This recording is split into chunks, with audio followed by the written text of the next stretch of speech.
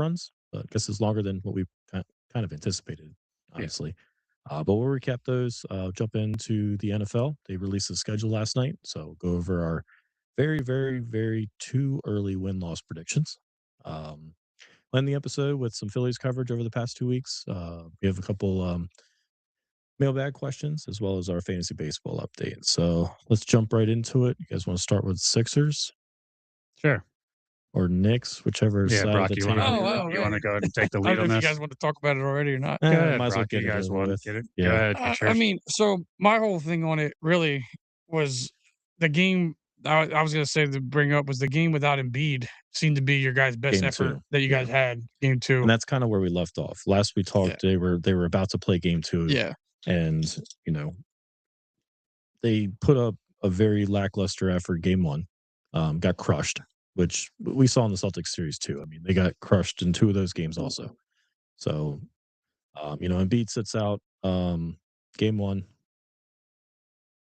with his knee and hip issues or whatever. And yeah, it just wasn't It just seemed good. like you guys were like a whole better team, like getting the ball around. Like you guys didn't have to focus so much getting him the ball. Well, it's kind of what we saw with the Celtics too. The first game he was back, it was like everything ran through him, which didn't work out. Because he hasn't been there, so it's like, why would it be like, hey, force feed him now? And then because I got one buddy was wondering if he says he kind of wonders if Maxey like doesn't like coexist with him lately because like where they're trying to where like they seem like the two guard thing seems to be better with him and VJ over trying to force feed Embiid out, especially when Embiid's playing on the 3-point line instead of in the paint where he could dominate. Yeah, and I think that he's always done that, but I think not playing a lot together, it's kind of like, all right, well, how are we going to play? You know what I mean? Is it going to be you're at the top of the 3-point line and you're distributing with the pick and roll, or like what are we doing at this point? And having the season to where they only played a handful of games even over the last 2 years, it's PG, Maxey and Embiid, they haven't had a lot of exposure together, kind of understanding, okay, where does Edgecombe fit into this? Where does Oubre fit into this? How do these three even match together? So anyway, it's funny how like you get two different Sixers teams. I would even say three different Sixers teams, depending on what the lineup's going to be. So in game three, you had Oubre was your leading scorer, I think, right? That was game three. Yeah, I'll give it. I do have some stats for that. So just going back to game two, Embiid sits out with the knee and hip issues. The game was a lot closer than obviously the first one. You kind guys of won all three quarters. The first 3 quarters, you guys were all ahead the whole time. Well, and it seemed like they ran out of. I think I messaged you. It's like they just ran out of gas in the fourth quarter. I mean, freaking Maxey played 47 minutes of the game. So it's like he sits for a breather and then you're right back out there. So of course, towards the end, especially of as many minutes as he's played this entire year. As I said, didn't he lead the league in minutes played? Probably. Yeah, I think the average. I think that was he missed a lot of games. I think that was one of the stats they said, or 10 to 15 games. But it's like with Embiid sitting out, and then obviously after their lackluster performance, it wasn't just Maxey, like PG, VJ, and Oubre. They were all over 40 minutes. So you're playing just about 3/4 plus of the entire game.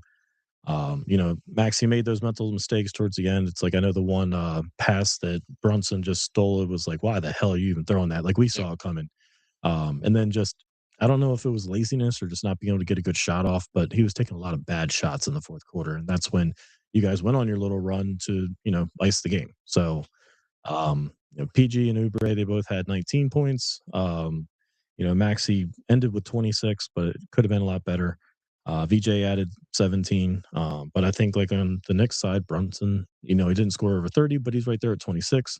Cat had 20, so you can kind of see like him and OG. Yeah. We don't have people that can guard them, especially when Embiid's not even there. And I don't know how much of a healthy Embiid we really had. It didn't seem like he was moving very well. And, Josh Hart kind of gave him that little hip check. Yeah, Bridges, or Bridges that ran into him, yeah. Yeah. So Cat and OG both added another 20 and 24 respectively. So one of the things I liked to point out during the Celtics series was kind of like the shooting percentages, because as I mentioned, it kind of like shows what the game was. So Sixers shot 45% from the field goal range and then 38 from three, whereas the Knicks shot 50%, but only 26% from three. So I think that's kind of why the game was closer than the others. So Knicks come away with the game two win, 108-102. Like I said, certainly closer, You would love to be able to get 1-1 coming back home, but at that point, you're coming back to Philly down 2-0. Yeah. So game 3, Embiid's back. OG's out this time though with a strained calf.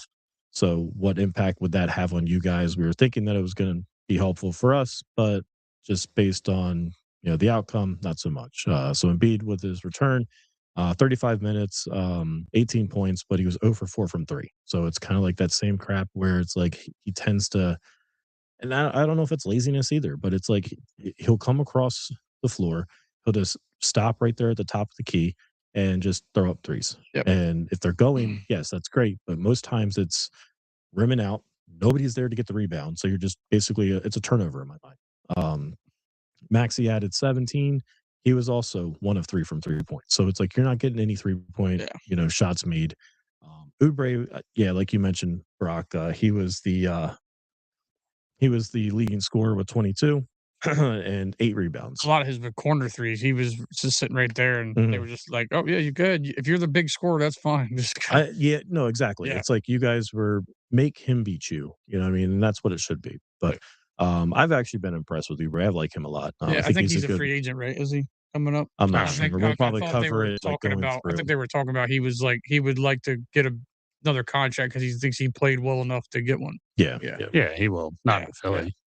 Well, that's what I think he's mainly talking about. It wasn't just Philly. He was talking about I'd like to be back, but he just was talking about in general, like someone should probably he'll get paid. Yeah. Yep. So Brunson this game killed us 33 points. Just this whole series, he just dominated. Bridges added 23. Cat only had 8 points, but he had 12 rebounds. And then, Hart added another 11. So I think the thing that stuck out to me in this game and the last game as well is the Knicks, they just out rebounded the Sixers 49-33. And it's like we talked about in the Celtics series, how they said that we need to be a little bit more aggressive, especially on the offensive side of getting rebounds and making sure that kind of what was killing us of the Celtics always getting their offensive rebounds, keeping those, plays alive. But, Sixers shot 42% from the field and then 28 from 3. And again,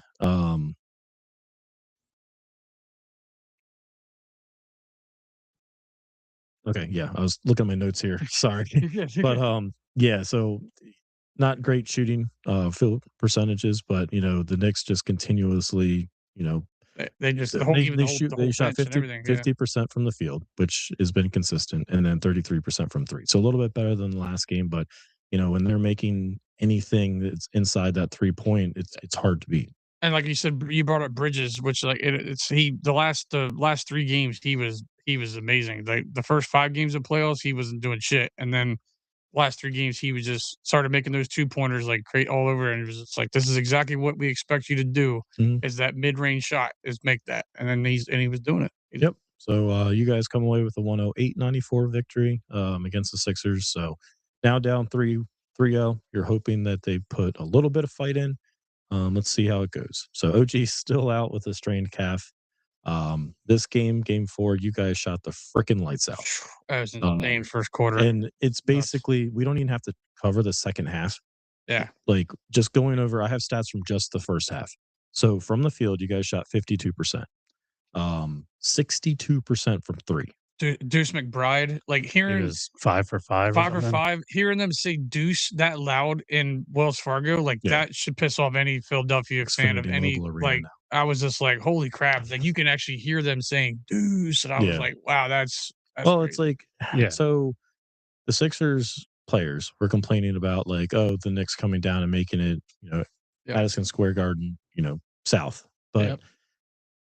I appreciate the fact that Maxey at the end of the game came out and he was like, well, there's only one way to fix it is to win. Right. And you're down 3-0. You're down 3-0. Yeah. And it's like, I'm sure it's cheaper to come down to Philly and get those tickets than it would be to. They go, oh, well, it's cheaper than Madison Square Garden. That's why they come to our stadium. I'm like, it is cheaper, but no, it's 1,000% right. Yeah. But it's also the fact that like, if the Sixers players aren't showing up, why am I not going to turn down someone to pay me $500 for my seat? Right. Like, that pays for your playoff tickets right there. Just about. And the Sixers just play better. They need to be better. Yeah, guess what? You won't hear the Knicks fans if you're actually winning. Oh, I know. Yeah, it would be. We deal with the Phillies and Mets. Yeah, when we get a Phillies games and they're playing the Mets, there's a ton of Mets. Yankees fans travel down. I mean, they all travel down. I was at the Baltimore. I was at the Orioles game on Tuesday. It's Yankees fans. Yep. The entire stadium is Yankees fans. Yeah. So, but no, it's just it's hard to win that type of a game when everything you guys are shooting is going through. So, McBride 6 of 7 from 3 with 20 points in the first half. He was the leading scorer of the whole team. Yeah. Sixers, on the other hand, 51% from field, which is great, but only 26 from 3. Yeah. So they're not able to do fucking anything.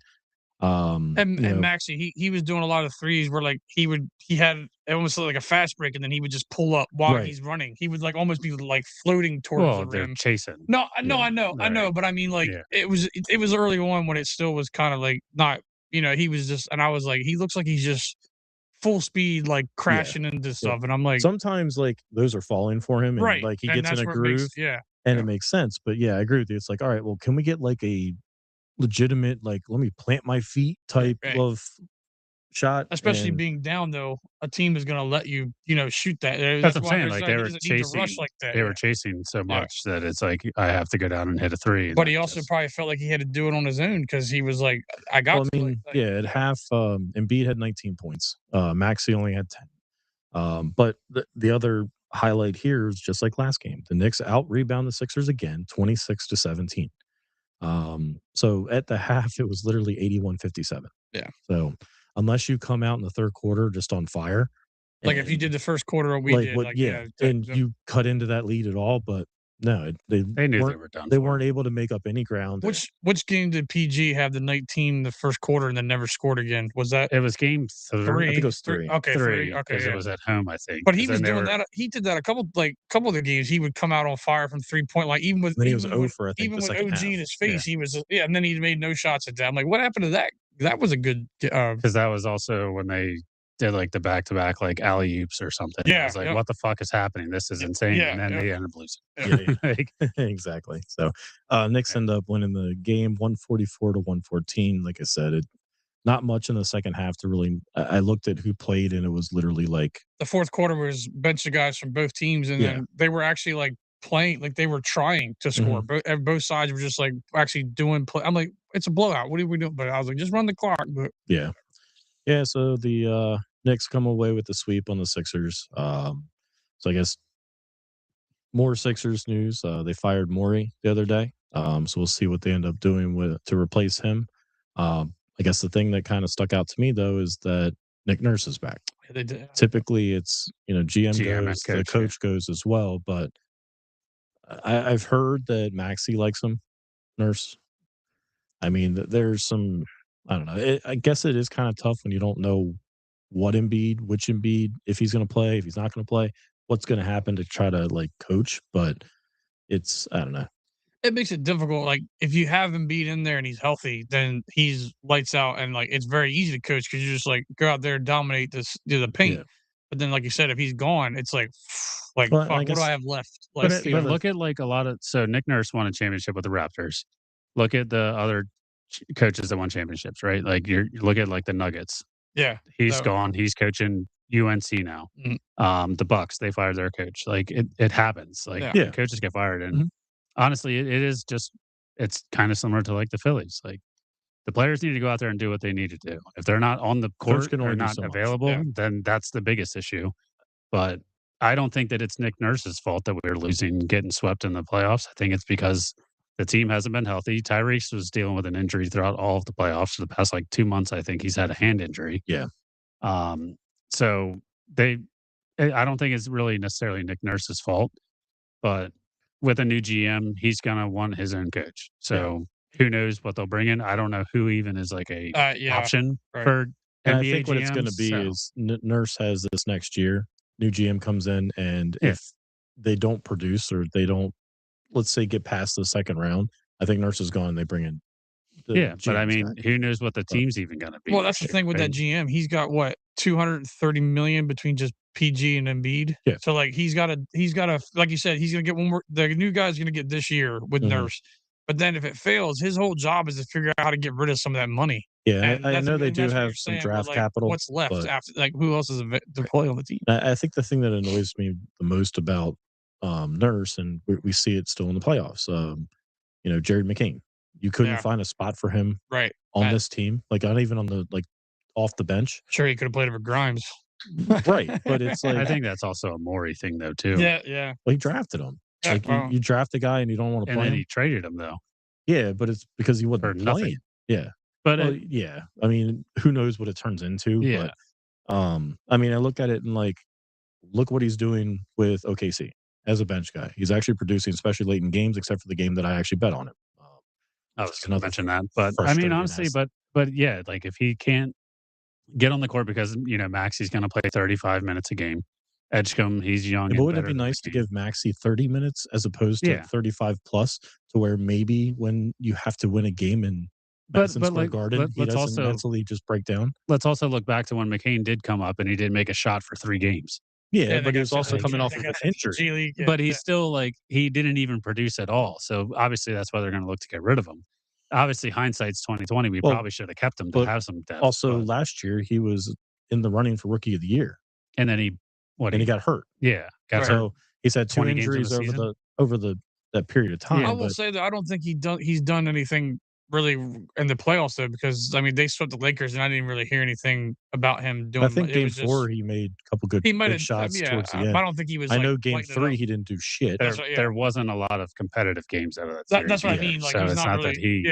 that Right. he didn't really have to show up because they already were handling the Lakers. But I think I wouldn't say that that's a Nick Nurse issue with Jerry McCain. I think it's a Maury thing because actually it's a McCain thing. He just didn't produce in Philly when he had the opportunity.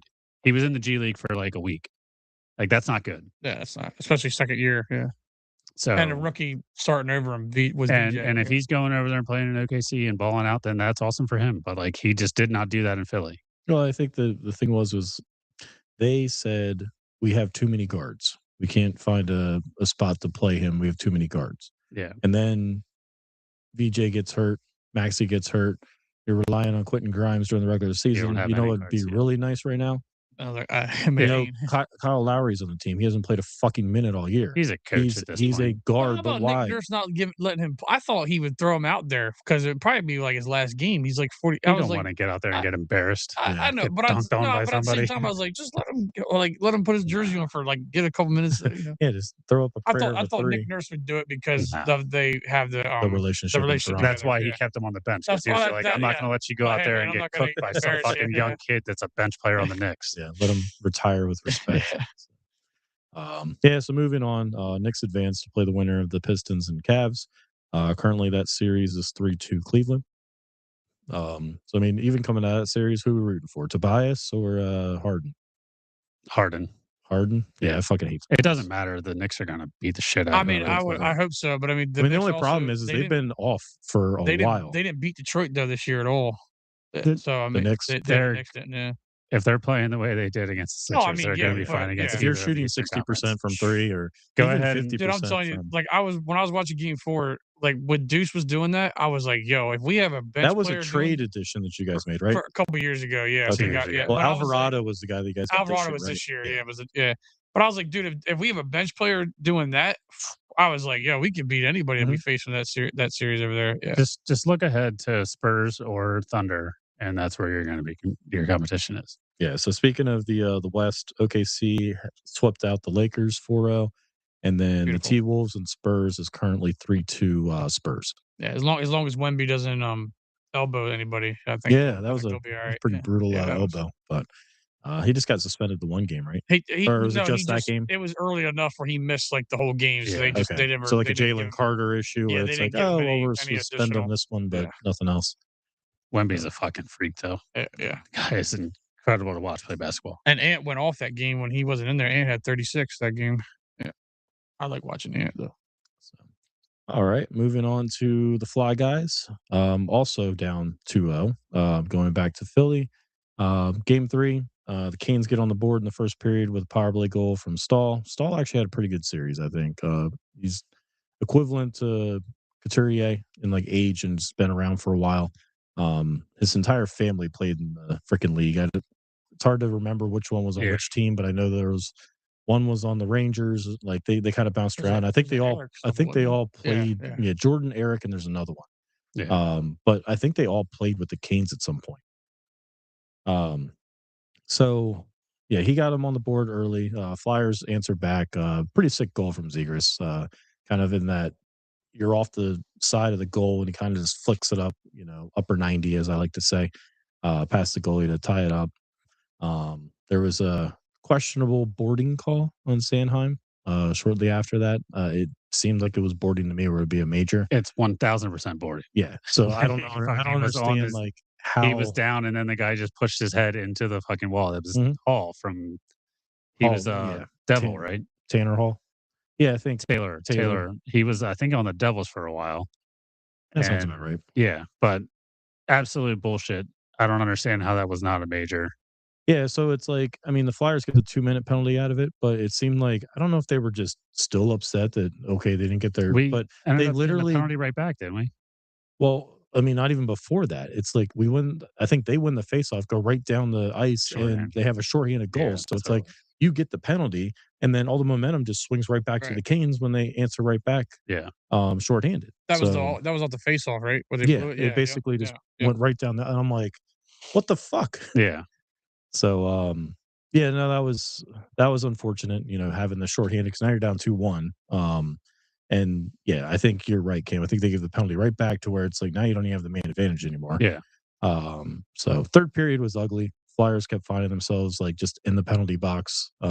Just Canes added another one. They ended up winning 4-1. Just ugly game from the Flyers. It was close to a point, but it seemed like after that Sanheim moment and the shorthanded goal, they just lost their composure. Yeah, and honestly, like I don't know if hockey's kind of gotten away from it, but back when the Flyers were in their heyday and making runs with Giroux, that era, they always had like an enforcer. They don't have that. And they were just getting their shit kicked in from the Penguins, from the Canes. It was just, they just didn't have anyone to step up and actually do anything. I think, I was looking at the stats. I think they out hit all of the teams. They led, but I think that's more so because they were in their defensive zone the entire time, where they have to hit. It's hard to hit when you're in your offensive, when you're on the offensive side. So, but similar to basketball, it's I think with hockey, it's shots on goal. The Canes outshot the Flyers 31-19, which is absolutely absurd. Yeah. So, I mean, kudos to Vladar. He's had it. I think he had a very good, one playoff run, but also this series. I know he'll want one or two of these goals back, but you also having 30 plus shots every game against you, one or two here or there, they're going to have to come in. So, on the power play, the Canes were 2 for 9. The Flyers were 0 for 5. So you're losing that battle on the power play. And it was just Flyers found themselves just taking stupid ass penalties, and I think that's what ended up costing them. Yeah, very bad penalties. Can't possess the puck. They would just dump it in and they couldn't get the best. They didn't actually possess it. They couldn't get past the blue line with the ball, or puck. It was just bad hockey. And it just shows you that the Canes are that much better. And if you want to be able to compete with these teams, and I don't think it's just the Canes, I think it's just this next level of hockey. Yeah, you have to get better. Yeah. So moving into Game 4, down 0-3. We did get a better performance from the Flyers. Forrester started them off in the first with his first goal of this series. Actually, it's the first goal of the playoffs. Great pass from Zegras. Go up 1-0. This kid Blake ties it up in the second period. 4 minutes into the third period, Canes go up 2-1 on a wrister, on an odd man rush. It seems like that happened quite a bit in this series, either odd man rushes or shorthanded. But we talked about him. Taylor Hall actually had a really good pass, kind of driving the net and just flicking it past the defense. So yeah, down 2-0 or 2-1. Bump. One of the young kids was able to answer back with a nice shot past Anderson. This one was very similar to the effort we saw against the Penguins from Tippett, where it's just back check, trying to cause chaos.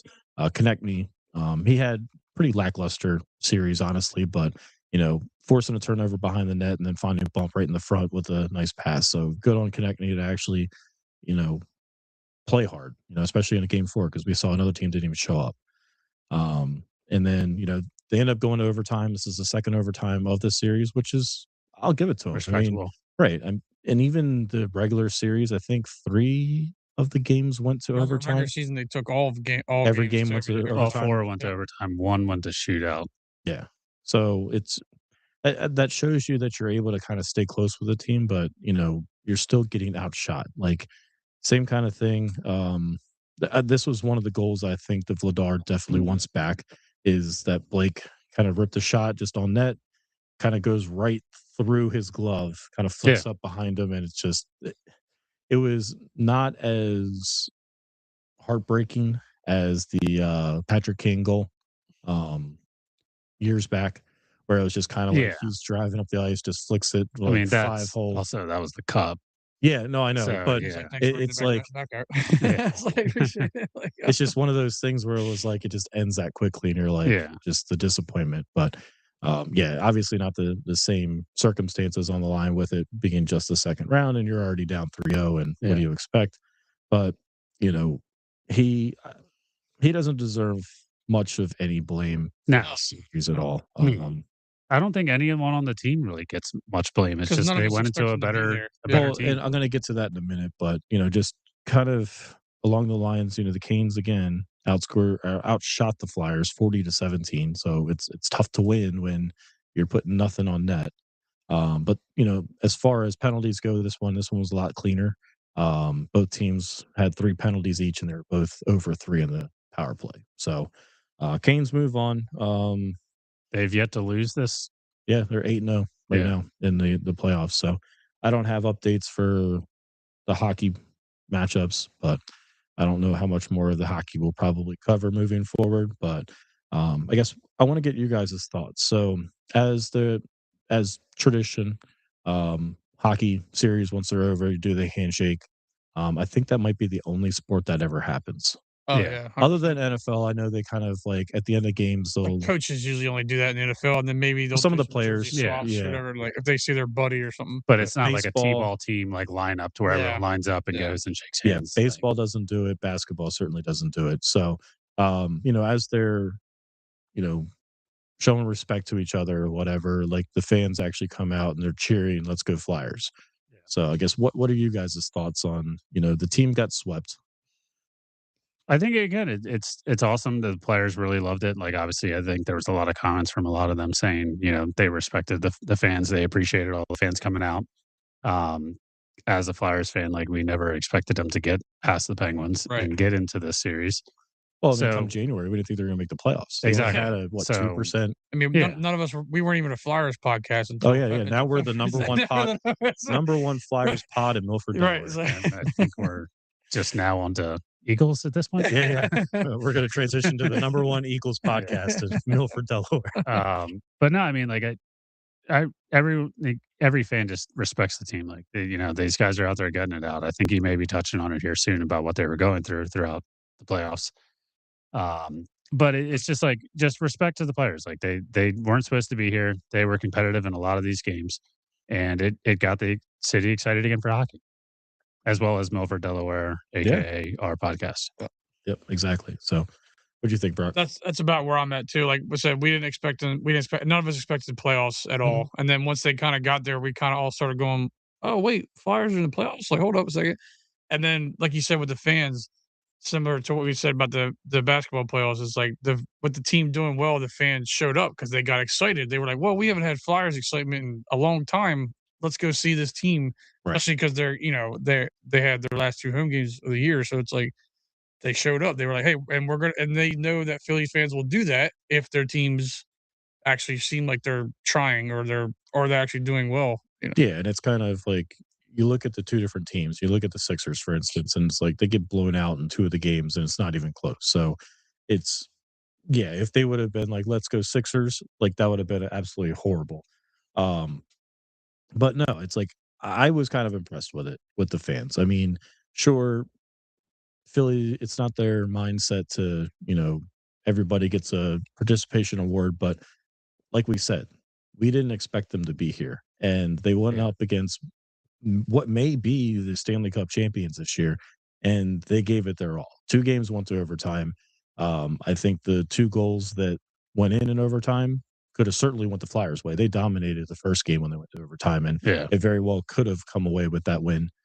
This one, I don't think they got anything going really. It was just kind of it was very early into the overtime period that the goal happened, so you couldn't even get momentum going. But they took one of the better teams in the playoffs to overtime twice. So I think it's something they can certainly build on. They have a lot of young talent, and we'll see what the future holds. Like you have Vladar, is he going to be able to do the same thing next year? You have him still under contract.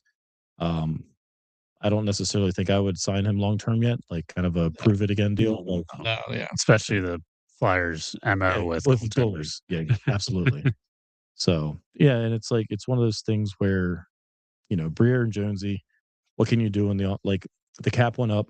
I think a lot of teams are signing some of their players, but what are you going to do to try to bring somebody in to kind of help out? And, maybe some of these other kids that are still down the minors, maybe they can come up and produce as well. So, I mean, honestly, like a big question mark I have is what's going to happen with Mishkov? Like, he's not which even. Version are you going to get? So his rookie year, it's like he was on fire. Like he came in and he set the expectations high, we'll put that way, just based on his performance. And this last year, the offseason, he didn't do anything really. Came in overweight, came in and just not ready, not prepared. He seemed like he was partying in Dubai with the Russian mob. And it's all right, do you keep him here, force him to stay here and just basically train all year? I mean, I would. But I don't think he will. Yeah, right. It's asking a lot. It seems like. But that's where I think that comes. Yeah. Are you going to try and move him? Like clearly, he's not fitting in with the culture that you're trying to build. I would see what the off season holds and then go from there. If you try to move him, though, if everybody knows what he's not doing, what's you're not going to get anything out of it. Look what we did with the Gauthier. Yeah, like we traded him for Zegras. Zegras has been. No, it was Drysdale. Was it Drysdale? Yeah. Where'd Zegras come from? I thought he was. It was Anaheim also. They both came from, but Drysdale was from the trade with Cutter. But I mean, Drysdale was actually like a productive player, right? Like Gauthier said he never wanted to play. I think like those two guys, and I think it's because he wanted to come up earlier than what they anticipated. They wanted to keep him down in the minors like everybody else they have. Yeah. But and it's like just going back to Drysdale and Zegras, those are guys you have to lock up this offseason. So there are some players you have to re-sign. They do have money available at the cap. Let's see what Jonesy and Briere can come up with. But I think Michkov, it's kind of in my mind, if I was the Flyers, I'm like, prove to us that you are the next thing. And this offseason, I think, is going to be a big factor into his future. Yeah. I mean, Konechny, he didn't necessarily perform point wise. Yeah, but he's been around for fucking ever. Yeah, like him and Coots, like they're just there now. They're not the main guys anymore. I think like even moving Coots down to the fourth line, I think that helped him out.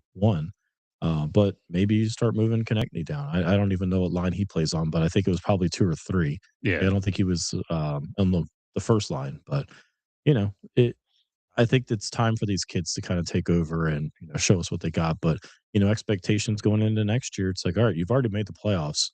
Yeah. Let's try to get through that second round. I think for me, they kind of stay the same though, because we have to see. Like it took so long. I mean, it was a nice end, but I have to see it if it actually continues to hot ride that success. Yep. So and then like just similar to just back to the Sixers real quick. This playoff run, while they got their asses handed to them by the Knicks, it was impressive that they were able to come away with a victory of the Celtics because we didn't see that happening either. Yeah. I think we saw Maxey take a big step in being the guy. I think next year trying to find people that they could put around him, which is going to be difficult with especially the salary cap implications, but finding people that can produce off of the bench to where he doesn't have to play 40 minutes a game. Yeah. I think that's certainly going to help him long term, especially if we can make the playoffs. As far as Embiid goes, I'm fine with him doing every other game or whatever it has to be to preserve his body for, the playoffs at this point. VJ, I think he was up and down in the playoffs. He had some really good performances. He also had that run where he couldn't make a shot. Yeah. So, but having that experience against probably two of the better teams in the NBA, big minutes, big moments. You know, that's going to be good for his career. So we'll see. Similar to Michkov, what does VJ do? I think he's got the mentality that I'm going to put in anything and everything in this offseason to get better. And he's already mentioned it before. Like he's ready to get right back into the gym and work on a shot. And he's motivated. Exactly. And I think having Maxey, his big brother, is going to help too because he did the same thing. He was the one that was in the gym, all off season, basically working on his craft. Yeah. But we'll see what the rest of the playoffs for both have in store for us, and what the off season for the Flyers and Sixers. I guess Sixers first and foremost get a GM, and then Flyers. What are they going to do with available cap space? So NFL schedule release last night. I guess initial thoughts on the Eagles schedule is, one of the things we complained about last year and was the kind of similar to what the baseball schedule's been, but you tend to play the same teams kind of almost back to back. It's not like back to back weeks, but within like a 3-week span. We don't have any of those this year, which I like. It's like spacing out the schedule, whereas we're seeing it with the baseball schedule. We had the Cubs literally in the first month of the series, and I think twice we had a home and away against, and then the same thing with the Braves. So it's like you're playing the same teams within a short period of time. And if those teams are hot, then you're kind of like, what the fuck? Yeah. So week 1, 4:25 game, we got Washington at home. So Washington kind of had a sophomore slump last year. I think Jay Daniels certainly, and especially with some injury concerns and the fact that the team's old. With it being the home opener, I do believe that we will be able to come away with a W here. You want to go follow Brian, Brock, and all? Oh, you want me? Okay. All right. Yeah. I'm gonna say I don't know. I don't because we know we're gonna trade AJ and stuff like that around. I don't see us beating Washington week 1. They have additions. They still can add to like I said, it's really early on. This is way too early. Way too early predictions. So we'll see how it changes. Right now, I could say probably a loss right now. Yeah. Right. I think the Birds will win. We'll be at home, so. Yep. Week 2, 1:00 game against the Titans.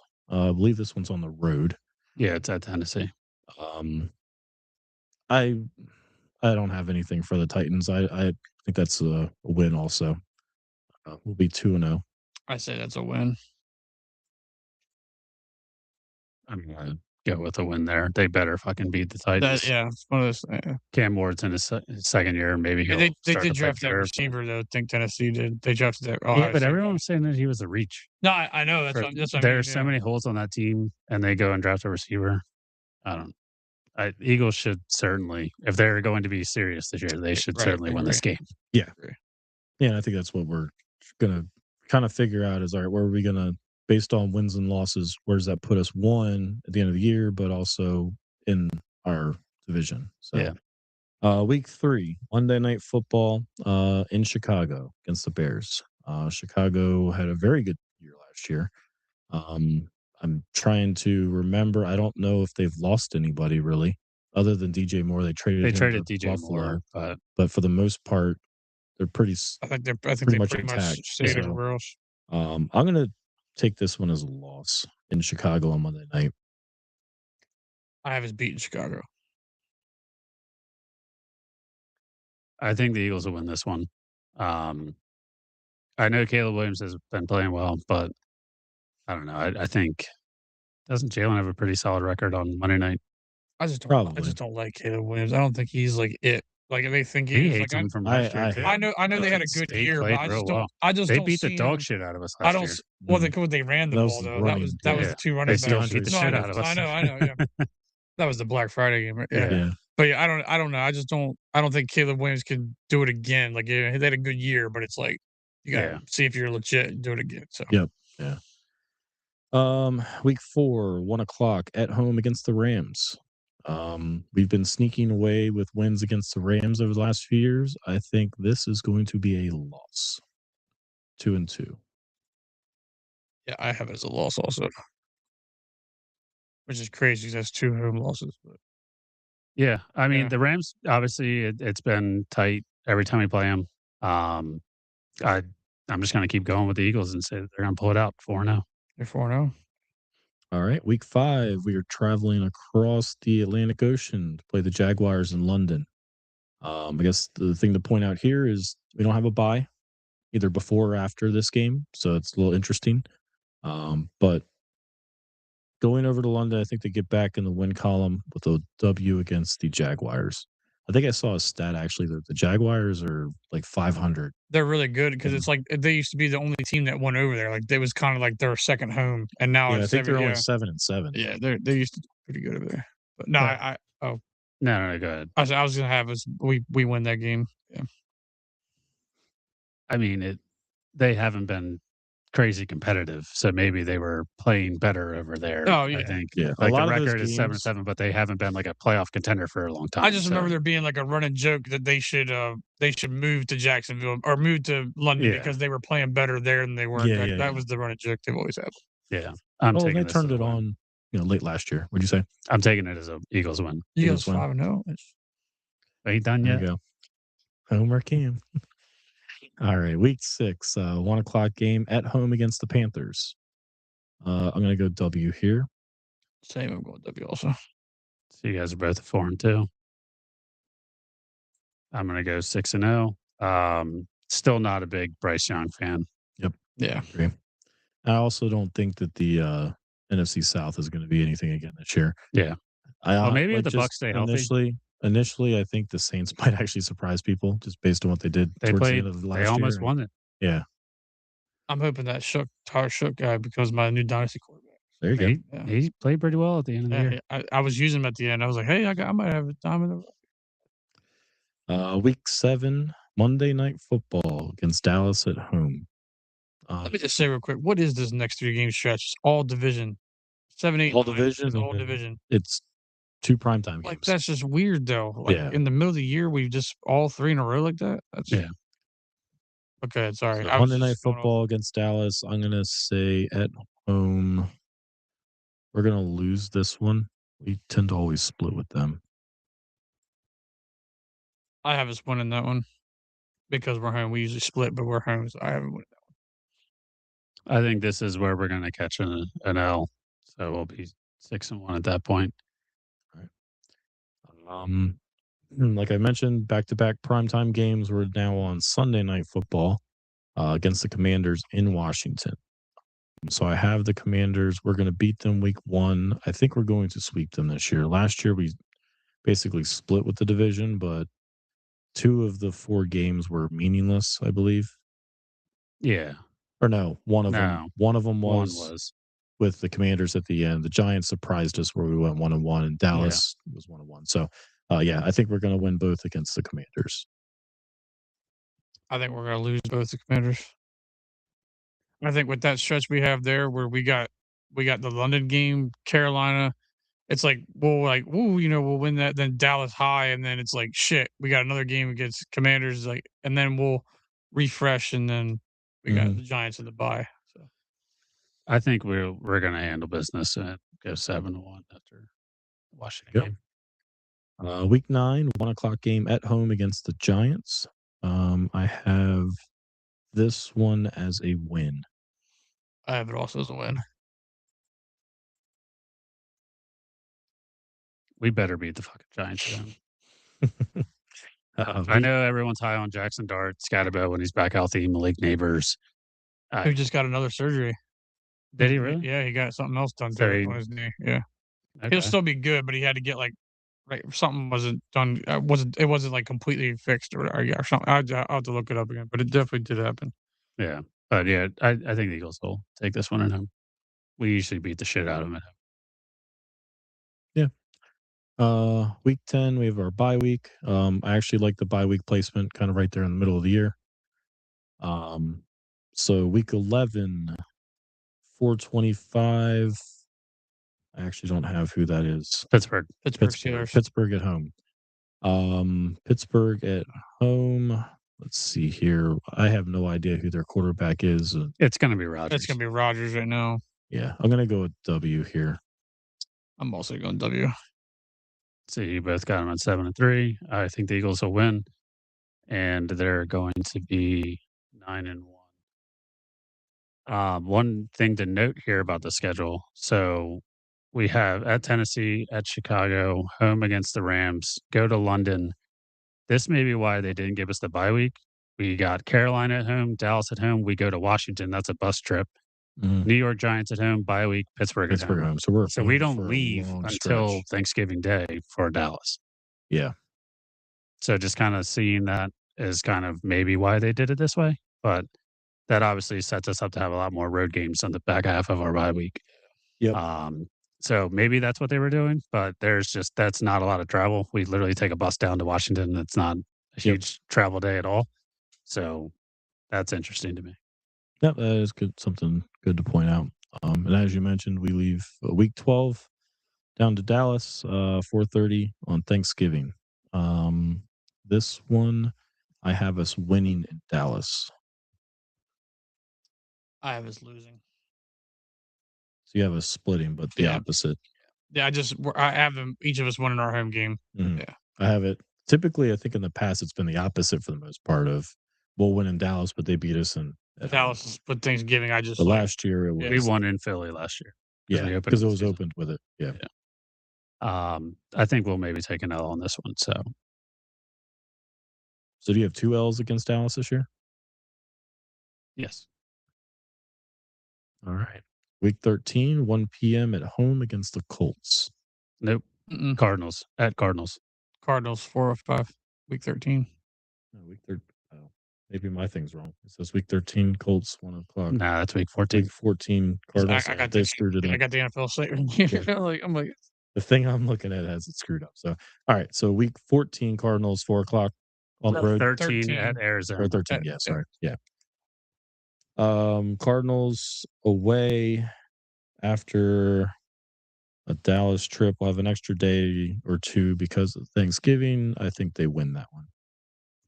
Plus, who knows what we're going to get out of the Cardinals at that point. I think they win that one because right now it's Brissett or Minshew or the rookie they drafted. Or Carson Beck. Yeah. So I don't know what their situation, their team's going to be at that point. So. I'm thinking this will be a Carson Beck game. Mm-hmm. Well, Brissett wants more money too, which is crazy because he's a guaranteed the starter. If he's but then he's like, I want more money, and they're like, well, now we're going to do a competition. Yeah, he was going to win that one out of all the birds. All right, week 14, 1 p.m. at home against the Colts. There you go. There we go. God damn it. I see a W here. I don't like putting this many W's on this early because I'm trying to be realistic here. I also have a W. I mean, honestly, like the Colts had a run last year when Danny Dimes was healthy. I think he'll be fully healthy at this point. So I actually want to mark this one down as a loss for the Eagles. So to recap, Brian and I both have 10-3. Brock, you have 9-4. Week 15, let's hope my thing's correct. Saturday night against the Seahawks. Yep. Super Bowl champs. No Kenneth Walker. Sam Darnold that is prone to turn the ball over. Yep. A defense that's very good. We got Tariq Woolen. And their offensive coordinator is going too. It is at home. Looking at I'm going to go with a loss here. Seattle tends to always play us. I'm going with W. I think the Eagles are going to win this one. I don't trust Darnold to not turn the ball over. I know we've had our trouble with Seattle, but I think that we'll figure it out and get it done this time. Week 16, Christmas Eve game. It's a Thursday night against the Texans at home. I'm going to go with a W here. I like the Texans' defense. Not confident in their offense. Yeah, I got a W there also. Yeah, fuck CJ Stroud. I don't see him progressing at all.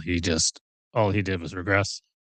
Their defense is incredible, but I think the Eagles will be able to pull out a close game. So I have CJ Stroud in Dynasty. I traded for him this year. That's tough. Last year. Well, because I traded for not for last year, but I traded for like the futures. I have him and Shook and Mayfield. Yeah, you might as well just cut him.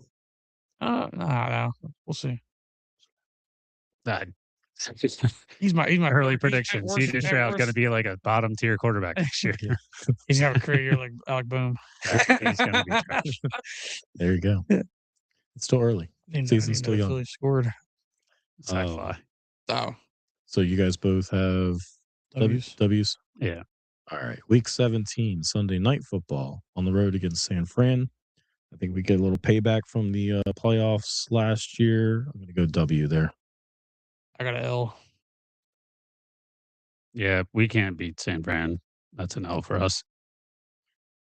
All right. Week 18, to be determined, but we are on the road against the Giants.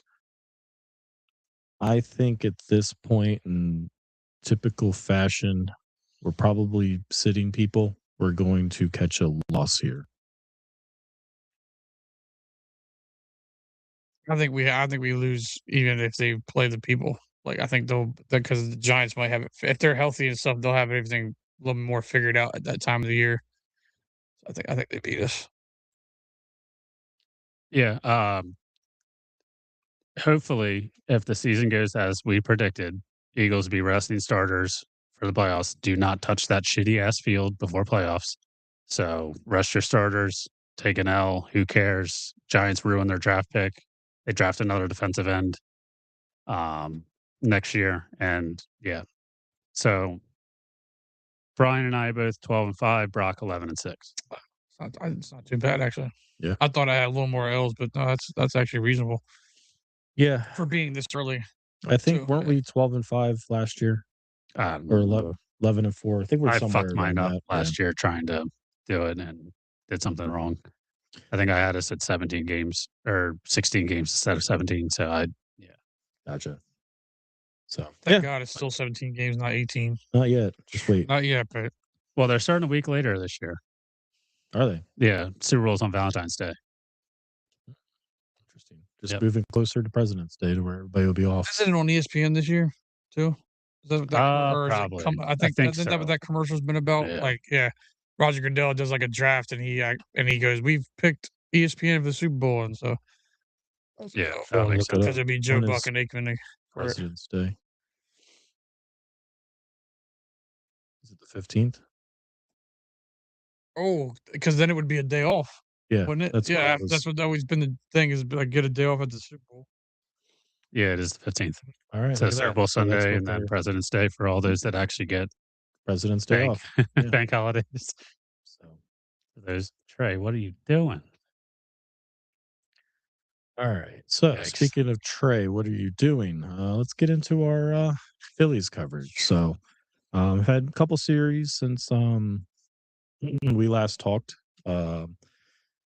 We were going into the A's series. We also had the Rockies over the weekend, and we had the Red Sox just a couple days ago. So starting off with the A's series, game one, Sanchez pretty dominant.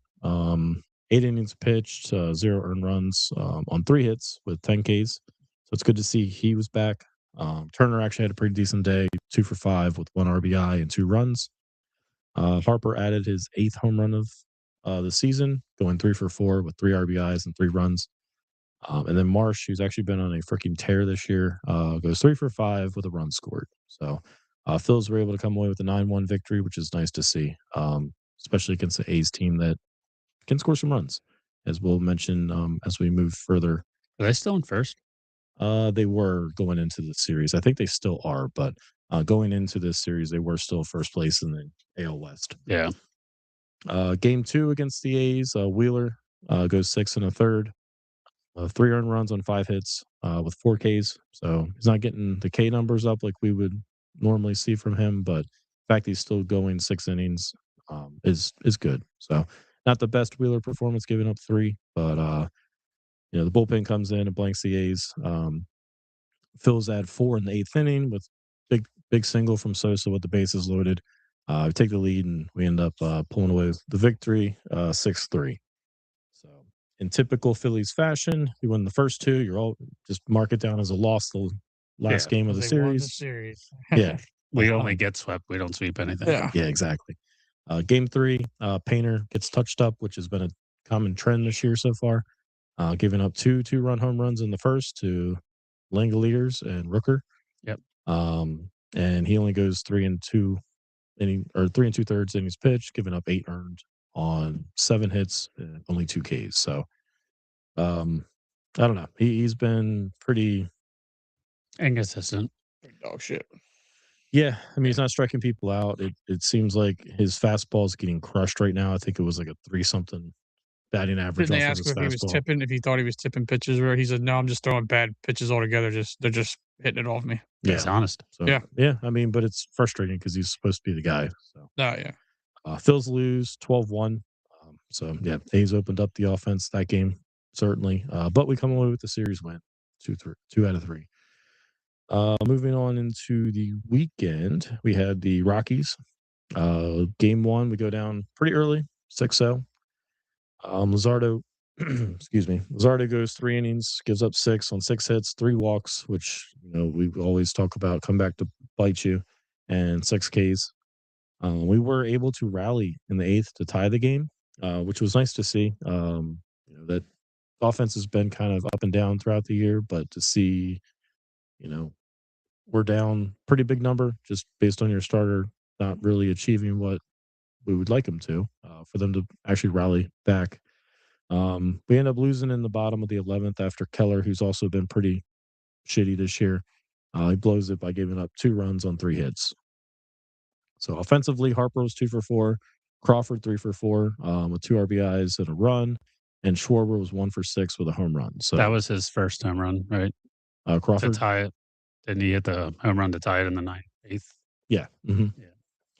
So, and this will be a common theme over this period too, but it's like you'll have the Schwarber games where he's 1-4 with 1 home run, and more than likely it's been the solo shots, but he does have a couple sprinkled in there with runners on base. So, yeah. Even though they're able to come back and tie the game to go into extras, Phil's lose 9-7 with back-to-back losses. Game 2, trying to get back in the good side of the win, or I guess record column. They sat Bohm the last 2 games, so both of those were losses. Does that have a trend there? It's not related. No. No. I saw that discourse everywhere. People were like, "Well, maybe they lost because they had." I was like, yeah. Well, Bohm comes back with an appearance from Elmo. I think everybody's kind of like, "Oh, Elmo saved Bohm's season." They're trying to make that a thing so much. Yeah, I like saw Elmo that too. though. Yeah. Well, Bohm ends up going, with support from Elmo there. He goes 3 for 4 with actually 2 home runs. The first one he hit, it looked like he crushed that thing, and it was above Harry the K's, what used to be Harry the K's. Made it about 3 rows into the stands, and then the second one that he hit just barely cleared the flowers. So, as being as tall and lanky as he is, he just has no power. But no, he was able to get 2 over the fence for he had a decent game. He was 3 for 4 with 4 RBIs, 2 runs scored. The offense in general had pretty good game. Turner went 4 for 5 with a run. Schwarber, kind of like I mentioned before, 1 for 5, but he had a 3-run home run this time. Garcia was 2 for 4 with 2 runs. Nola only went 4 2/3, gave up 3 runs on 6 hits, 4 Ks and 2 walks. So Harper actually sat out on this one just because, I placed a bet on him. Yeah, it was a migraine game, right? Yeah, so he started the game and ended up leaving before he had an at bat with a migraine. Yeah, So. said he felt it as soon as he fielded the ball in the first inning, and he was like, "Whoa!" Yeah, so I'm not sure what's going on with the migraines this year. I know 3 people had Painter had one earlier. Harper and Crawford had the other one. Yeah, so I don't know what's in the water in Philly, but clearly swap it out. But yeah, so Phillies were able to come away with a 9-3 victory there, even though Nola kind of struggled a little bit. Is that also the game where Trey Turner, because he made the comment, he took 300 swings the day before and went over, and then he said Saturday he did no swinging and goes 4 for 5. He's like, "This is why this game's annoying." He was like, "This is like." He takes 100 swings. He was like 7 that day. And he was like, "Oh, now I hit the ball all game." Like maybe his mindset's like me. If I go golf or whatever, I warm up on the driving range. I hit the ball well there, but play like shit. Or like bowling, I don't leave a 10-pin in practice, and then first ball league when it counts 10-pin, I'm like, motherfucker. Yep. I can echo that one too. So that's also very frustrating. But yeah, for all you kids out there, who needs practice? Yeah. AI said it best. Yeah. Talking about practice. So the rubber match against the Rockies, game 3. Phillies get on the board early with 5 in the first 2 innings. They had another one in the 6th. Sanchez was pitching, so typically with 6 runs there, you're not too worried. He had a great performance, going 7 innings, giving up zero runs on 6 hits, no walks, which I like to see, and 7 Ks. So it's good to see that we tend to have Sanchez back, or at least he's back to kind of his Cy Young contending form from last year. Schwarber went 3 for 4 this game with a home run. Harper goes back to back with him in the first, 1 for 4, and Marsh goes 4 for 4 with a run scored, bringing his average up to 353. I don't know the last time we've had a Philly leading the league. Well, not even just that, just averaging over 320. Let's put it that way, you know? Yeah.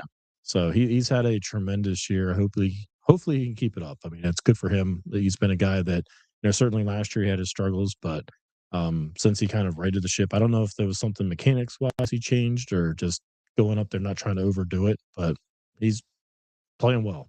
Apparently, since like the All-Star break of last year, he's been batting like over 320. Yeah. Like it's not just the start of the season. He's actually been playing pretty well. Good. Maybe Kevin Long actually did something. Yeah, for one guy. So Phil's keep him in the lineup too. That's the other thing. Yeah, it's like they do sit him quite often or pinch hit for him in certain moments too. But Phil's come away with a 6-0 victory there. So they take another series 2-3 from the Rockies. Last few days this week we had the Red Sox. We were up in Boston.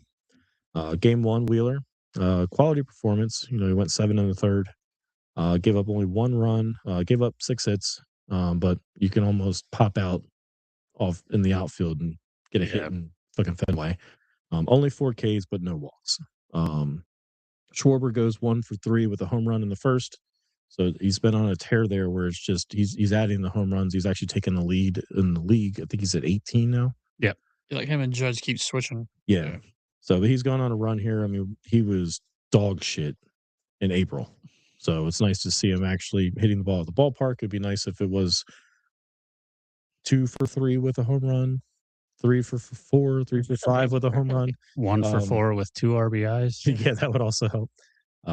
So Stott ended up doubling in Marsh in the second to go up 2-0. He ended up going 2 for 4, which is good to see.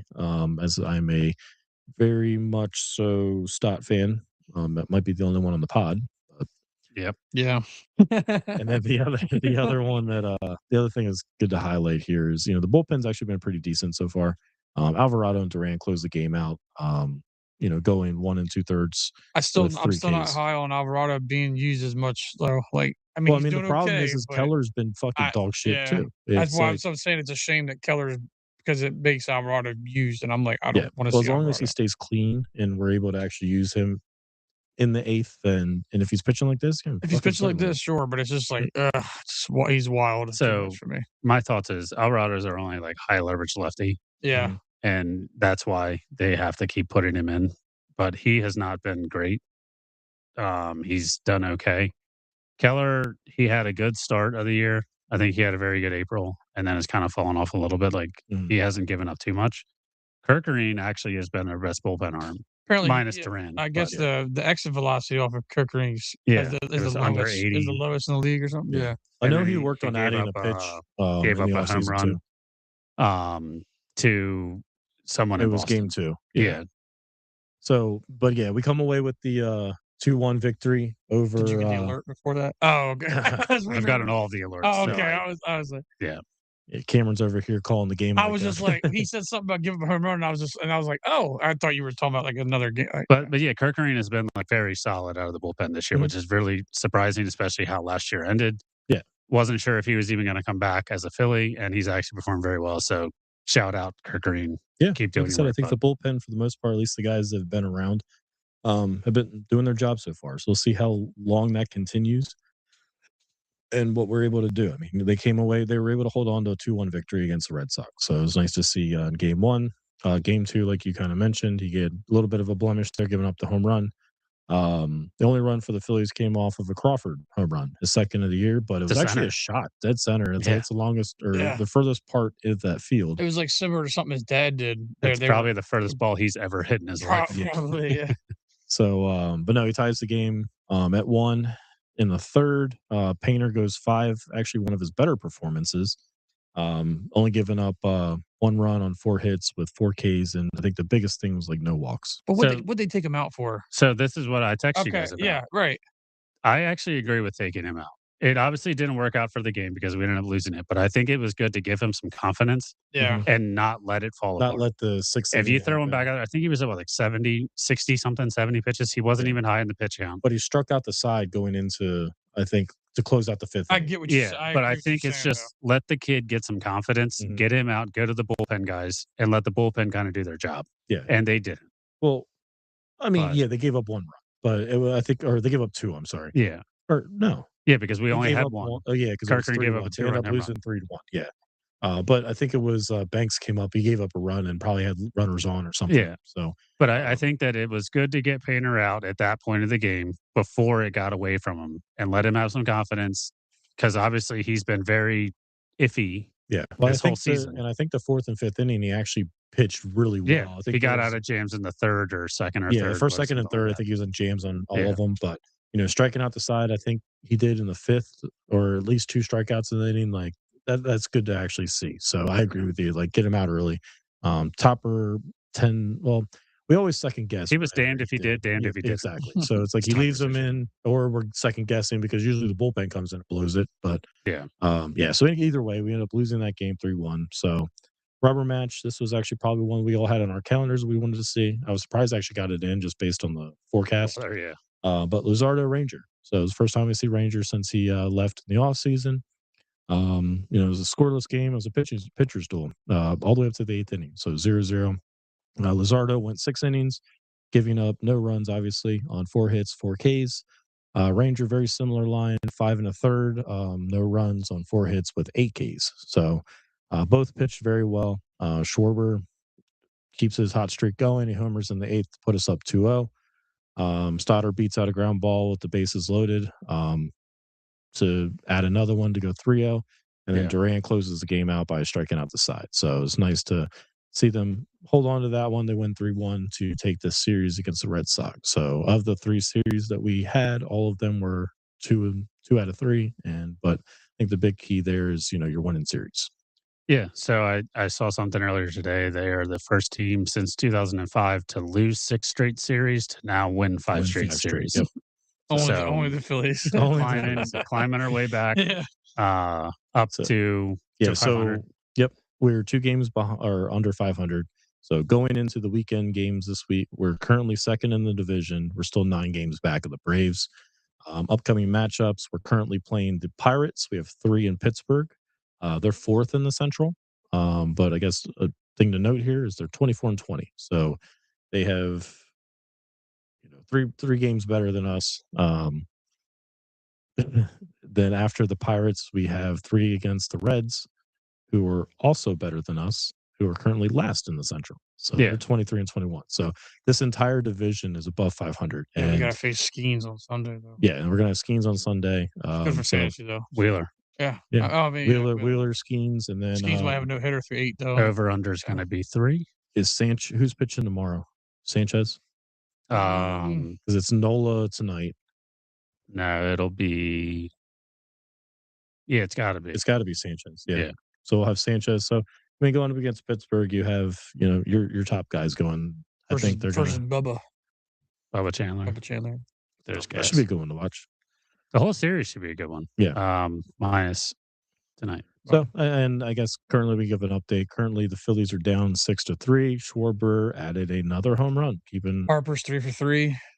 Bohm has killed 2 rallies. Stubbs has been hit by a pitch twice. Stubbs has been hit by a pitch twice. There you go. So. He's on base more than Bohm has. Yep. Each team has 6 hits. Nola gave up 2 home runs. Is that right? Yeah, 3 2/3, I believe. Ozuna and was it? Oh, Ozuna. God, Low was the other one. Yeah, Low was the other. They were smoked too, both of them. So bottom 5. Yeah, down 6-3. So see if they can Zaya. put a rally together. So jumping into the mailbag questions. So Tim shot over a question to me last Friday. So he said, "Why do our hitters only hit solo bombs and strike out when runners on base have an unproductive at bat, yet they still have decent numbers as their metrics or for runners on versus not?" So I got some mind-boggling stats for you guys. All right, so I looked at our website, baseballreference.com here, looking at productive outs. You know who has had 17 opportunities and has not had a productive out this entire season? A productive out? Like Productive out, like moving the runner sack over. or yeah. I mean, if I had to guess, it'd probably be Schwarber. Schwarber has 0. Yeah. 17 opportunities, 0 productive outs. Yeah. Has not moved the base runner over outside of hitting a home run. Well, I mean, that's kind of evident because it's either he's hitting a home run or he's striking out. Yeah.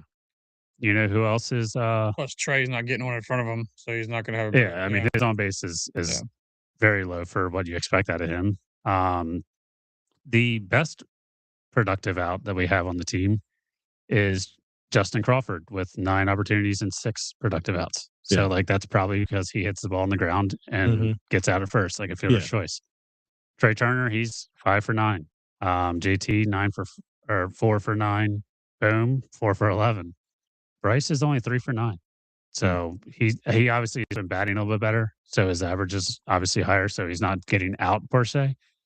But that's kind of a shocking stat to me that out of the productive outs, Schwarber is just 0. is not getting it done. And I think a lot of that too, though, it's for him and Harper. Both of them, there's no one in front of them to do it either. Yeah, right. Yeah, they're just up there by themselves. Yeah. And then again, like we were saying, so to answer the question about like why is it always solo shots, it's because the on base percentage between the team has just been dog shit this year. Schwarber he's got I think now he has 8 of his 19 home runs have been with a runner on base. So 11 of them are solo shots. I think he's at 30 RBIs with 19 home runs. Well, and I think like I heard this on the radio the other day. I don't know if it's changed since they put the stat out, but of our right-handed bats, I don't think anybody is over 650 on base. Yeah, they're terrible. Like our left-handed bats have obviously been doing well. I mean, it's where most of your power is with Schwarber and Harper, but that's where Marsh is. Yeah. Including tonight's, Schwarber has 32 RBIs with 19 home runs. That is terrible. Yeah. Imagine if he hits 65 home runs and has 87 RBIs. Yeah. Which is why he should probably be 4th in the lineup. But we've been over that numerous times. Yeah. Well, got another stat for you, Brock. So looking through Kyle Schwarber's numbers, let's look at where did it go? Did I lose it? So when he's batting first, he has 155 home runs. When he's batting second, he has 90 home runs. When he's batting third, when he's batting fourth, he has 30 home runs. Oh. Put my man at leadoff spot. He ain't bringing in anyone anyway. Throw him at the leadoff. Get him all solo shots. Well, and I mean, just looking back throughout his career. Looking at the last 2 weeks, how many of these home runs have been in the first inning? Like most of them have come in the first inning. Because he did tell you if there's runners on. I don't know about the inning. He went on a run there where he was like, how many games in a row with a home run? Yeah, I think it was 1, 2, 3, 4, 5, 6, 7. 7 of the 18 minus tonight. This one, or 7th of the 19, because this obviously wasn't the first. We're in the first inning. But honestly, it's all there's 2 in the 8th inning. Yeah, when they're already losing. They're all early in the game that he gets the home run. Well, I mean, the one against the Red Sox, it was the one that put us up. Yeah. Oh, yeah. Yeah. So that was just this last week. Yeah. And I think he hit a 3-run home run in the 8th a few games ago. But either way, it's like I think obviously the stat that sticks out is the strikeouts and then obviously the solo home runs. And it's like, all right, most of the strikeouts are happening when there's people on. Yeah. And clearly he's not moving the runners at all. Right. And most of that's putting the ball in play. Like whether it's an out, obviously, or just right. You know, like I said, he's maybe it's not a sack fly, but like you said with Crawford, like hit the ball to the ground. Like if there's a guy on second, hit the like ball. he's not gonna hit the ball on the No, ground. I know, but I'm just saying, like, and just there's plays where you could put the ball somewhere to make the, But just looking through Schwarber's like career home runs, right? 79 out of his 358 have been in the first inning. Yeah.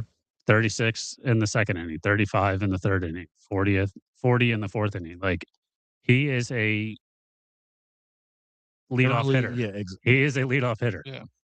It's crazy to me. And when the count is 0-0, 74 home runs. When it's 1-0, 44. When it's a full count, 40. Like he is, get me up to the plate. Let me start this game off, home run. Mm-hmm. That's what he does. So if we're going to deal with Trey Turner because he's fast for one fucking at bat to get on base, you might as well just put Schwarber up there and then let Crawford be in the leadoff guy ahead of him to get in front of him. So if you put here, let's. Well, and that can also split up your lefties too. If you go Schwarber, Turner, Harper. Turner needs to be batting. I was just going to say, where would you? That's what I was just going to ask. If you put Schwarber leadoff, who are you putting behind him? I would then if you put anybody really that we have, they're just going to be like, well, we'll just walk Schwarber because we have to face number 2. Like if they want to lead the game off with putting them on, Schwarber, Harper, Turner, Marsh. No, Marsh is clean up. No, well, because that's going to give you 3 lefties in a row. If you go Schwarber, Harper, Marsh. But what is that? You're not putting Bohm there, right? No, not putting JT or Garcia. So Turner's the guy. But really, how often does that actually matter, though? To stack your lefties. Well, the first inning, you're not going to pull your starter or do it. But towards the end of the game, though, when they have lefty closers or lefty bullpen guys that. Yeah, like lefty specialists. But like again, those are your top hitters, though. Yeah, I mean, no matter what the Phillies do, whenever they put these guys out there, they don't produce outs produce like throughout it anyway. Yeah, like you can stack it left or right throughout the lineup. It still doesn't fucking matter. Yeah. The analytics might say, "Oh, this guy might be," but then it doesn't matter because they're not doing it anyway. So that's why you can put them anywhere in the lineup. Just try something. Well, I mean, I guess law of averages too is Trey Turner's not going to be averaging 220 all year. No, you fucking hope not. Right? I mean, he averaged 300 last year. The Twitter anything this year that he's going to change out of it. They're like, we was 300 million on this guy every time. They're missing 300 million. But I think Schwarber needs to be lead off. I don't know what they need to do for if it's Schwarber Harper, then you have to figure something out of 3. Garcia obviously hasn't been that good. He's not even playing. Marsh is our best hitter right now, outside of Schwarber's home runs. Mm-hmm. Oh, Harper's having a good year. He's not batting better than Brandon Marsh, though. He's 3 for 3 right now. Nobody in the league's batting better than Brandon Marsh. That's what I'm saying, though. So, like, again, my point is that if you have Schwarber at 1, you have Harper at 2 to kind of give him protection for later in the game because the first inning doesn't mean anything. And then if you want to say Marsh, put Marsh at maybe 4 and then do Trey at 3. But Trey needs to be batting 7 with his 200 average. At the moment with the 3 for 3. Yeah. And then Marsh is 330. Yeah. But also, too, like, it's great what Marsh is doing right now, but it's also the whole year. You would bank on Harper rounding it out better the whole year. It would be very nice if Bohm could figure it out because he's a righty. And then he can get into that spot. But at this point in the Phillies, like, he won't. You can't just keep doing what they're doing and expect, different results. Definition of insanity. Yeah. Doing the same. That's Rob Thompson right there. 100%. That's what that is. Yeah. So the second part of this was Schwarber. He's got to 200 home runs, 12 games faster as a Philly than Ryan Howard did. 12 games faster than Ryan Howard. Yeah. So 200 as a Philly. Ryan Howard obviously started his career with the Phillies. Schwarber had a couple of different stops before coming to Philly. So Tim's asking just what's our opinion on him. He loves him personally. He also thinks he's a good clubhouse guy. On Schwarber? Yeah. Oh. I thought that was Gary to be like him or Howard more. I was about to be like, it's Howard. Yeah. 100%. Like I was about. That's not even close. Like, no. I mean, I like Schwarber. There's nothing wrong with Schwarber. I like him. I just wish that the thing with him I don't like is the inconsistency, like of striking out and not getting other hits besides a home run. That's pretty much the only thing I got wrong with him. Other than that, I like him. I've liked the whole time he's been here. Wouldn't have gave him 5 years, but Well, that's it. I think that's the That's only it, yeah. that's the only thing I don't really care for is the contract that you had to give him. But if you wanted him back, that's what you had to give him. Yeah.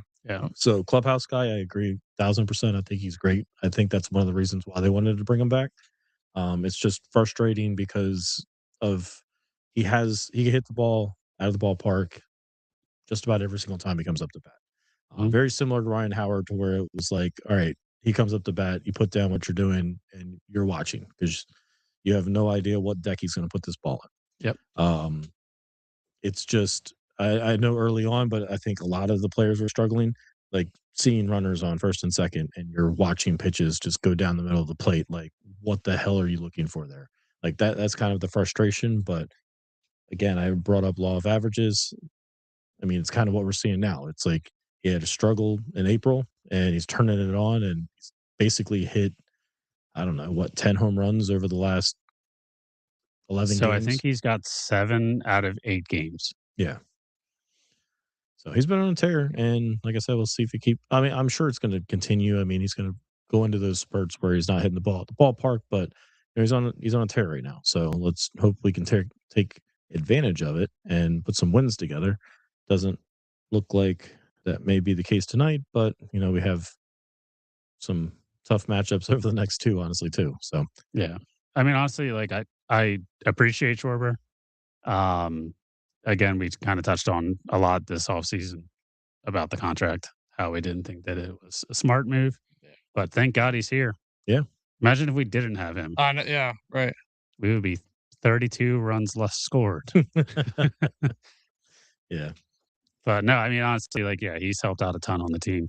Obviously, a good clubhouse guy. Everyone loves him. But I think all the fans love him too. So yeah, but the only thing with there's fans that they only like when he hits a home run. Like they're just like, oh, we got a shore bomb, yay! I'm fine. I saw a shore bomb. And then we have the other fans that are like, okay, we like him, but we need you to do right more, like the casuals and not the casuals. And I think the other thing we knew what we were getting when we got him, but it's like the fact he doesn't play the field at all kind of limits what you can do with the. Except when they put him in left field, which I don't understand. I'm like, stop. Don't put him, leave him in the bat. DH. Like Harper don't need a day off from playing first base. Like I don't understand that. All right. And then part 3, Jesus Luzardo. What are your thoughts on Luzardo? All right. So Luzardo, I was good with them extending him. I'm still good with them extending him. I think as a 3, a 4, he's certainly one of the better pitchers in that kind of spot of your rotation. He has games where he's unhittable, like we just saw against the Red Sox. We have games where if he can't locate or if he is walking people, that he struggles. I think long term, it's going to be a good signing. I like his stuff. I think he's a gamer. It's just a matter of, you know, how many games is he going to have that are the clunkers in there. Yeah. So, but all in all, I'm in favor of him. I like Luzardo. I think we kind of said it when we talked about before the season started. Like the deal, for me, it's not an egregious deal. Like it's not like a lot of money, but for also having the control, I didn't agree with it at the time. Like I was like, well, we got to see if he can do it again. Now the 200 strikeouts was great, yeah, and we didn't know what to get when we traded for him from Miami because we've always seen him when he plays us. He wasn't doing that well when he was, you know. So that's where I was kind of like, like the money's like okay, but like again, we have him, so hopefully by the end of it, it looks like it was a good deal. Yeah. But yeah, we need to get rid of this innings where he gives up 5 runs in 1 inning. It's like, dude, come on, you were unhittable before that 5th inning, and then then it's 6-0. It seems like a lot of these pitchers have that, and I mean they put up the stats all the time too of like first round through the lineup, second round, third round, and a lot of times the third go at it, you know, they get hit. So I think the stat I saw yesterday when they were broadcasting the game was his third go around in the lineup. It's like 360. Yeah, the batters are hitting off them. So it's like I know they take that into consideration, and I mean honestly, the days of going through the lineup 3 times are few and far between. I mean, it's not many pitchers go complete games. They they go 5 innings more than they go 6 anymore. They don't necessarily get those quality starts like they used to. Right. I do have some stats. So this is going back to Well, I guess before before. we get to that, what's your thoughts on? I really do like him. I think he's got really good potential. His thing again, kind of like we've said before, and Brock mentioned as well, is like he just has those innings that just like it starts at a snowball and then it avalanches into where he gives up 5 earned and it just completely ruins his game. Um, he's very good at times, but it's just hard to really figure it out. Like it, I think he is a very good number 3. Mhm, He has potential to be a number 2 starter, but mhm.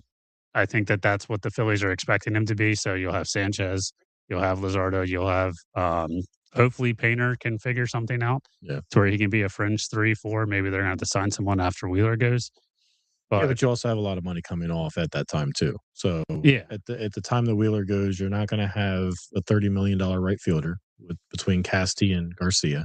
You're not gonna have well, you're gonna have to spend some money on a right you're not fielder, gonna I have guess. 20 million You're not on gonna have 20 million on Taiwan. Taiwan. Yeah, And then you're not gonna have the Wheeler contract because he'll be yeah, retired also. So I think there's money there that they can add another pitcher if need be.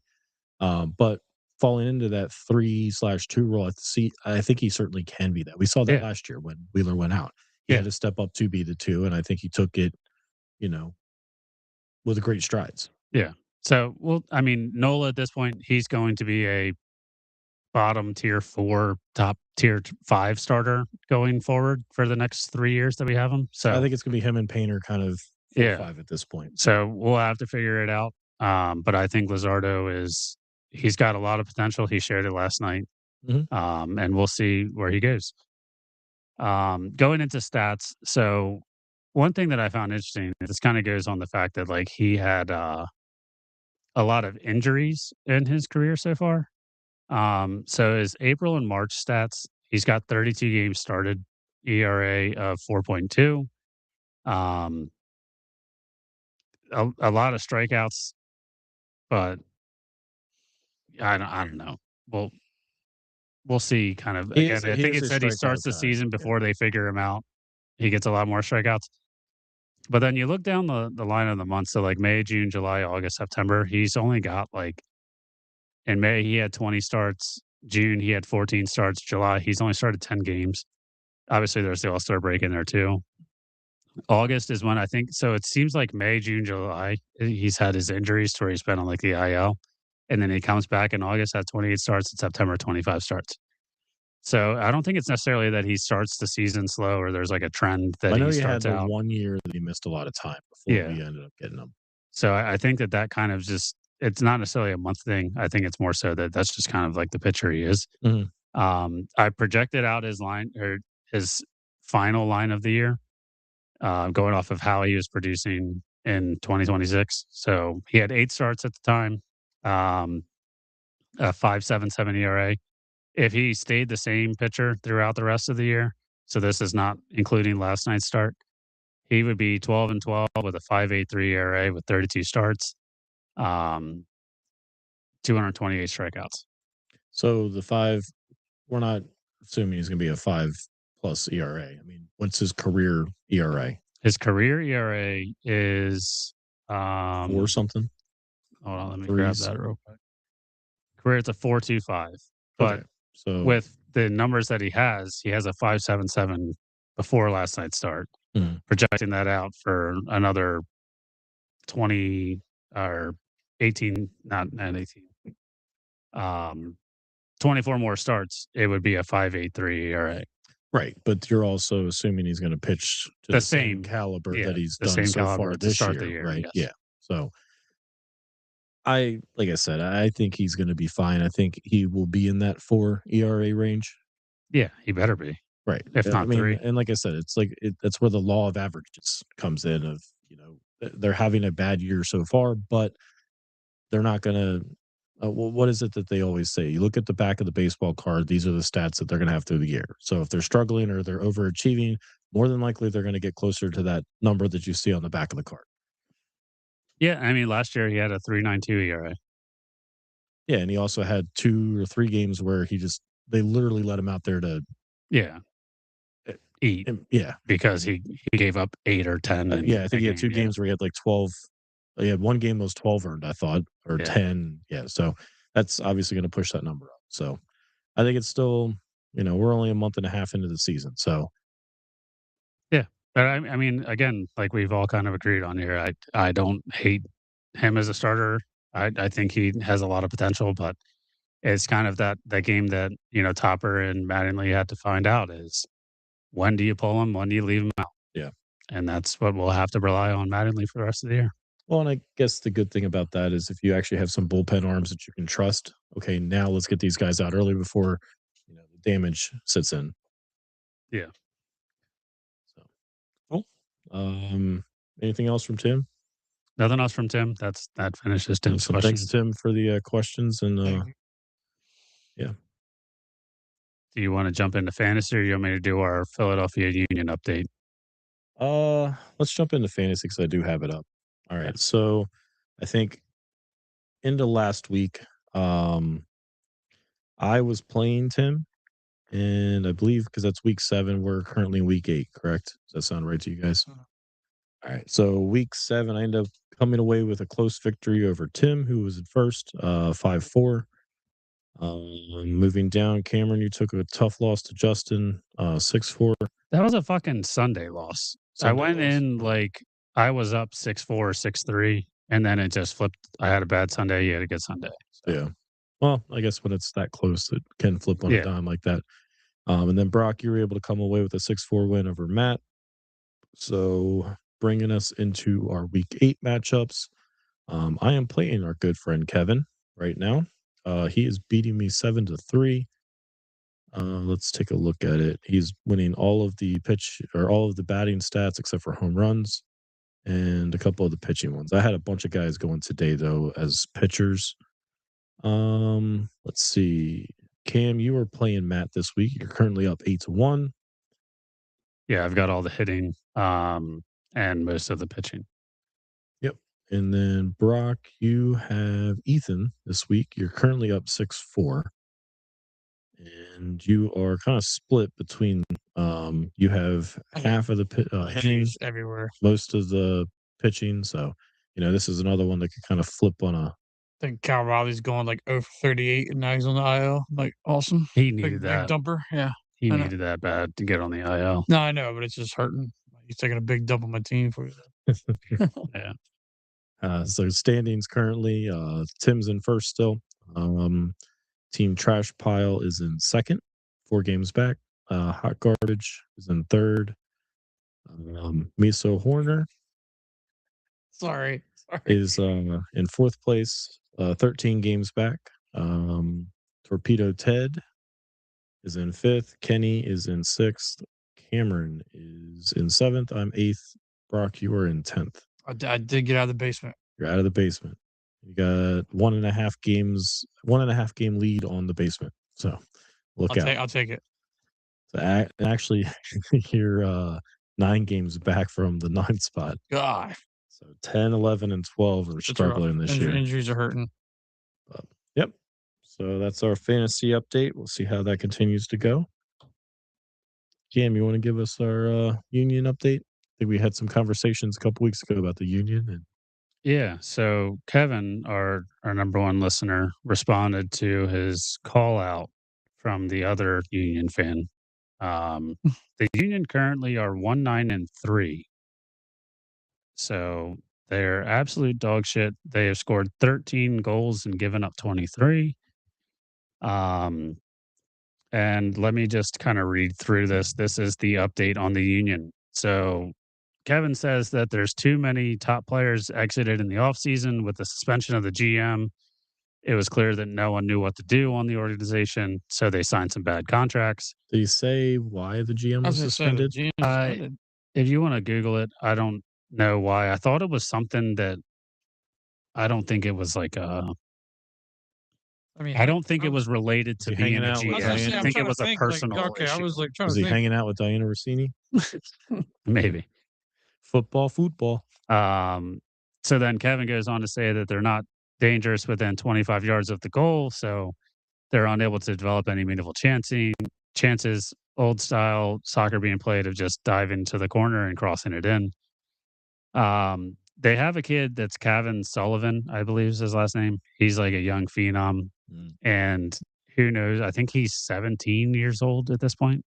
Is he with the 17 or big club, or 18. they keep him down in the He's minors? with the big club now, so he's starting to get some meaningful minutes. So hopefully They're that gonna he have to can change him show to the Ducks. the talent that he's able to, or hopefully he lives up to the talent that he's supposed to be rated as. So we'll see. But yeah, they are just absolute shit right now. So we want to hear why he got suspended. Yeah. So it says he was he's suspended without pay till June 1st of this year, violating the policies and standards of professional conduct. Apparently, he made use of sexist and anti-gay language in the workplace, while also being reported for making racist comments about black players, coaches, and referees. Yikes! So it wasn't anything with like the actual job he was doing. It was just him being. Who was the Clippers owner that Sterling? Donald Sterling. Yeah. I was gonna say Strickland, but yeah, Sterling. Yeah. Yeah. So we actually got a shout out from our buddy Zach. So Zach, right? His name. Oh yeah, sorry. I'm sorry. I didn't notice he commented. Appreciate you reaching out as always, Zach. We still have to put some trivia together for you and Kevin to go down, but I think it's going to be tough. We're going to do a lot of AI generation for that trivia. But no, I appreciate you giving us some comments. Let's see. Fantasy baseball update. I think that's basically all we have for this show. As always, if you guys want us to look up some stats, I think Tim, appreciate you sending those questions in. It gave us a opportunity to kind of see how Schwarber is actually performing so far this year, other than kind of us just going week by week, and also Luzardo, kind of where he sits in the entire thing. So we'll see how the NBA playoffs kind of come together towards to the conference finals. I couldn't get to the mute button quick enough. And then Western Conference. Western Conference. And then the hockey. We'll check in. See how the Canes are doing. Like I said, if they can keep the undefeated streak going. Yeah. But thanks again for joining. Until next time. Cheers.